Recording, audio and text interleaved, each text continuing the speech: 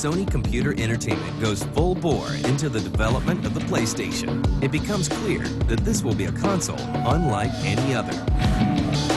The biggest feature of PlayStation was going to be the real-time 3D graphics technology. At the time, the PlayStation was a faster console than anything out in the market. You could push more polygons. It gave developers a larger toolbox to work with than any of the competing consoles. And of course, it used CD-ROMs. After watching the failure of systems like the 3DO very closely,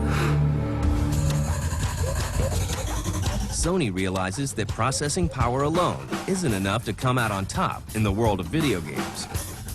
We looked at the business models of all of the companies that have been in the space or tried to get into space, and we asked ourselves, could we do this better? The biggest problem that we had was that the market in 1993 was dominated by Sega and Nintendo. They pretty much had it sewn up between them. So any new entrant into the market had to do something pretty dramatic and pretty special. Sure, we had the system, sure, we had the hardware, but it doesn't mean anything unless you have games. Nintendo already had Miyamoto, and he was a genius. Sega, they already had their arcade games, but Sony, what do they have? They don't have a genius developer or arcade games they're making, so they had to find software somewhere. We knew that in order to be successful, we had to capture the hearts and minds of the developers and the publishers equally. So what they did was they went on a very aggressive campaign to all the developers to... If Sony had not brought hardware to the video game industry, I think the industry would be a lot smaller than it is right now. Enough to really differentiate this system and show that it was a 3D-based system, and it really blew everybody away. But at first, a lot of developers were dead set against it, mainly because it was high technology, it was 3D, and a lot of game companies were still making 2D games, and they said that's going to be so expensive to make 3D games, no way we can afford it, and it's going to be very hard. Fight one! Ready? Go! One game that changed it and helped Sony, ironically, was Virtua Fighter.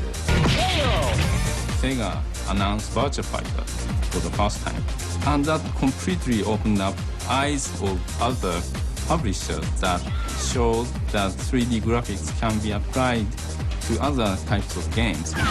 All of a sudden, there was a leap.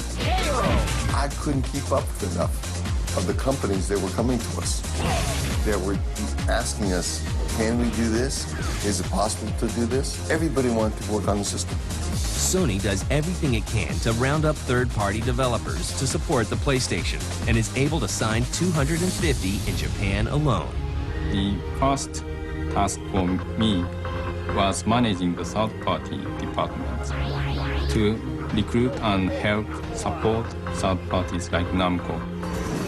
My target was to get as many publishers and many popular title franchises to become available on PlayStation. Sony also spends $48 million to purchase Psygnosis, the European developer behind Lemmings, and changes its name to Sony Interactive Entertainment. In December of 1994, Sony releases the PlayStation, now without an X, in Japan. The success in Japan was almost instantaneous. Another 3 months to get to the million mark in Japan. And I remember the then chairman of Nintendo saying that if we ever got to 1 million units, he would resign because he clearly knew nothing about the games business. It took him a few more years to actually get around to it, but I thought it was a great statement. The next step is ensuring a successful launch in the US and Europe. To pull this off, Sony spares no expense. The Japanese giant spends a rumored $4 million for a booth at E3 in 1995. Sony also kicks off a huge marketing blitz to raise awareness for the PlayStation. The marketing strategy was very clearly defined from the beginning that we needed to appeal to an older, more sophisticated audience. We also had a very smart bunch of people in our marketing department who recognized that everybody really wants to be 19. If you're 12, you want to be 19. If you're 25, you really want to be 19 again. And so what they did was they targeted 19 as the communication tone of voice. Another thing that I think was really key to establishing that credibility for us was the idea that gamers wanted to work a bit harder at deciphering messages, you know, teasing a date like 9995, playing with Enos, which was essentially Sony spelled backwards. Sony was saying games are a lifestyle, and we're going to promote and work it from a lifestyle perspective. We very deliberately stayed away from making SONY, the Sony brand, a big part of the communications message. The initial tagline of "You are not ready" was the first big step that we took in saying, this is not your parents' Sony brand. With this new mindset, Sony sets out to conquer the United States.